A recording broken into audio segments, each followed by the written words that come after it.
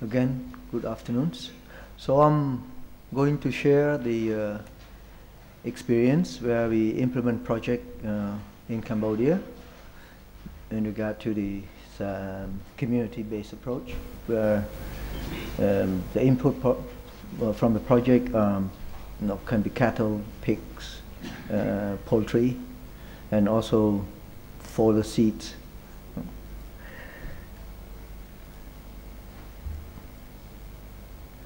In Cambodia, 80% of the people dependent on agriculture as for their livelihoods, and 30% are living under the poverty lines of $1 a day. Where we look at the GDP, agriculture is about 30%, and livestock itself is about 15% of agriculture GDP. Yeah.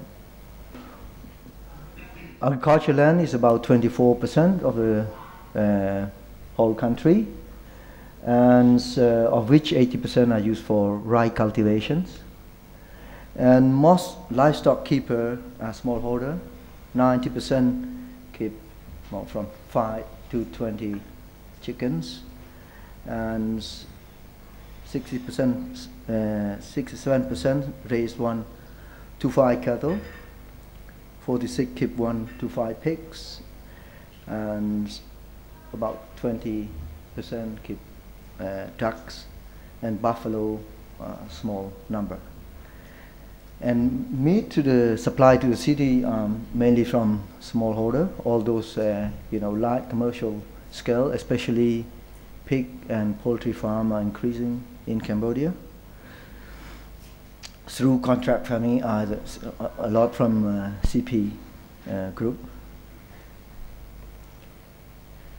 and but there is as the smallholder, there's opportunity, especially when the demand for meat increase.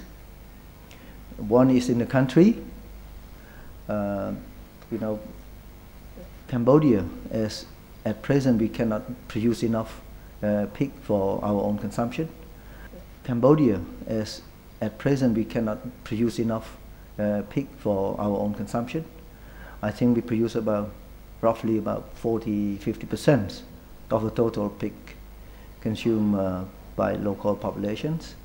But we have potential for cattle, as we still, have available lands, and there is a plantation of different crops like cassava and rubber and the oil plantation. There could be a potential to integrate livestock, ruminants, to that system. And as the way in the past or until now, people in Cambodia, their system of sharing still practice. One at the pagoda, for a long time, people put money together and they buy cooking tool and plate and spoon, and these are kept at the pagoda. Because you cannot at one time mobilize a lot of things for the party, so then they have this reserve at the pagoda. So each family can borrow and return it back. This is a form of sharing. And there is also informal group.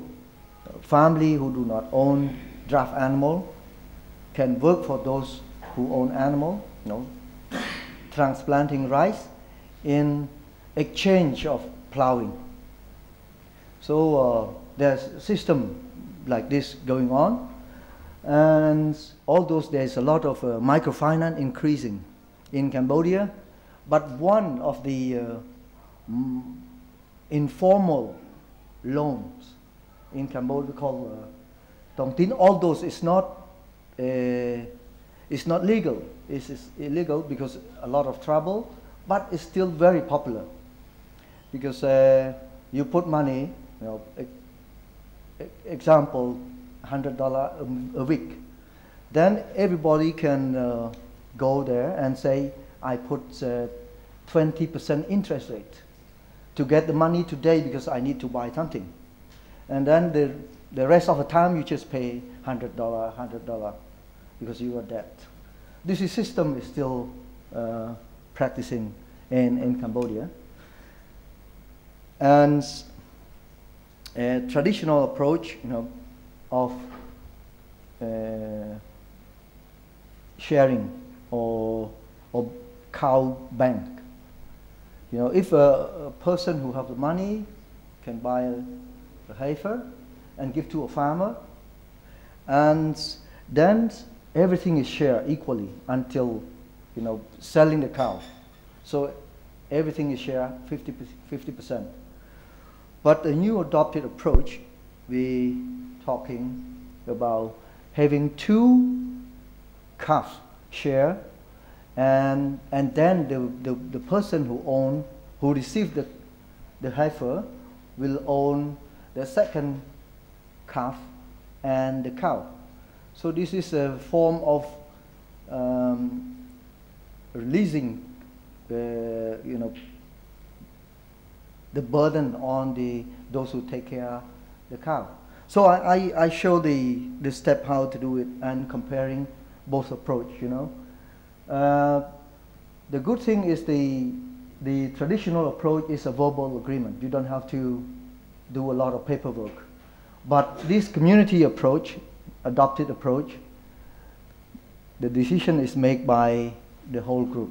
It's not a person's. So who should get the first heifer? And the second row, everything is shared, including the cow. So when it's sold, when the cow is sold, then the money is shared between the two equally. Yeah.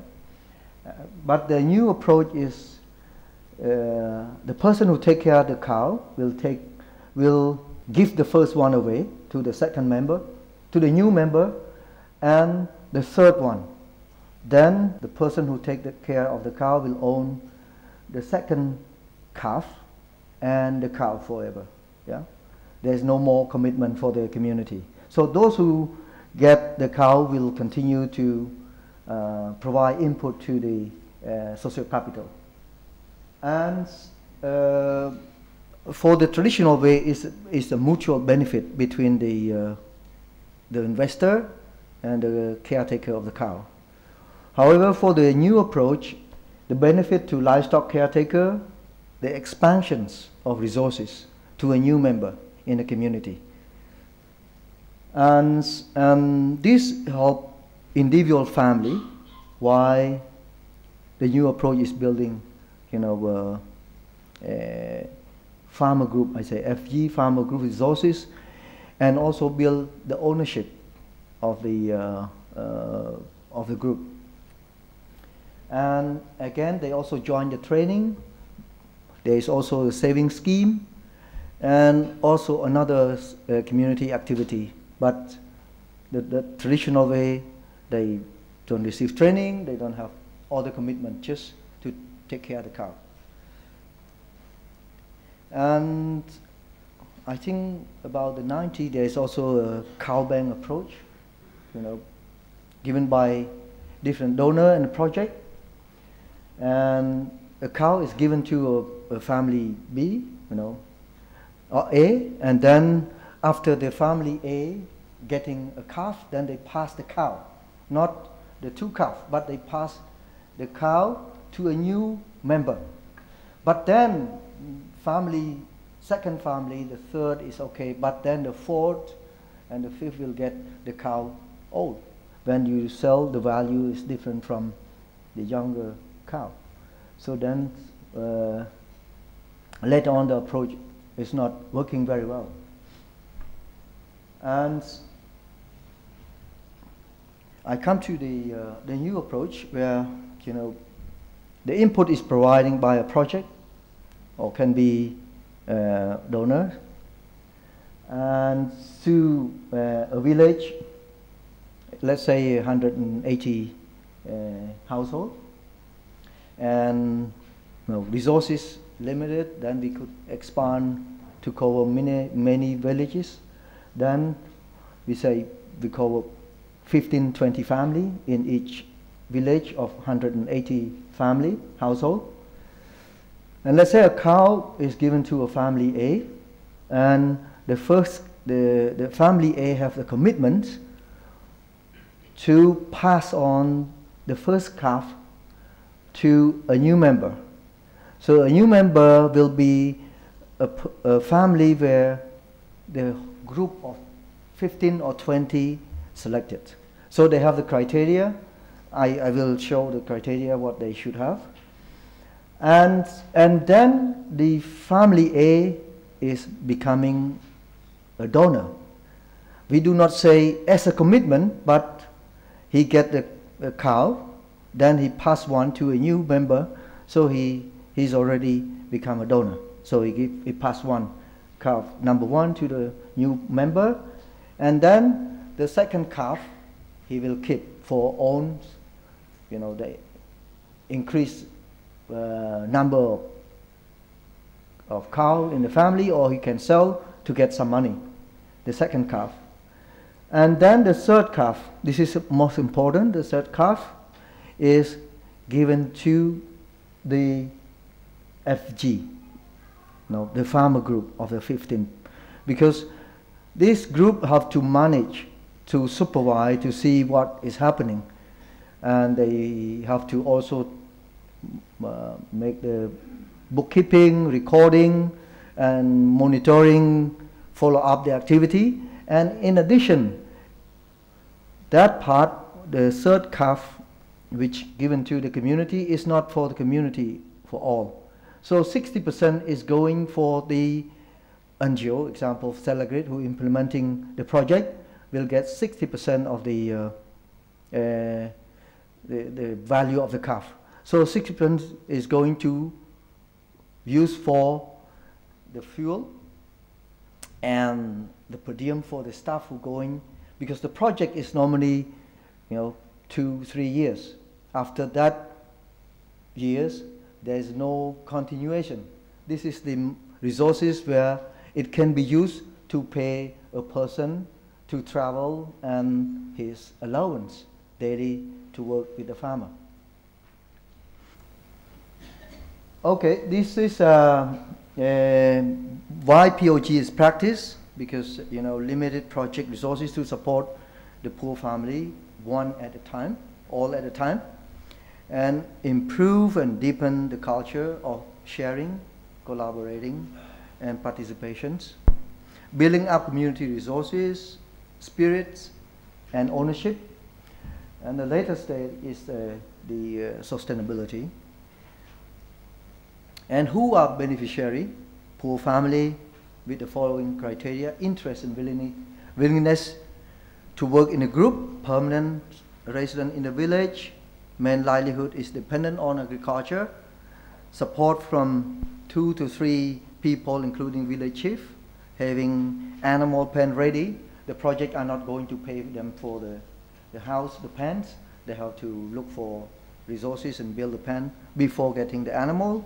Commit to share experience to order, and agree to pass on animal to a new member and the form group. So how to make it work?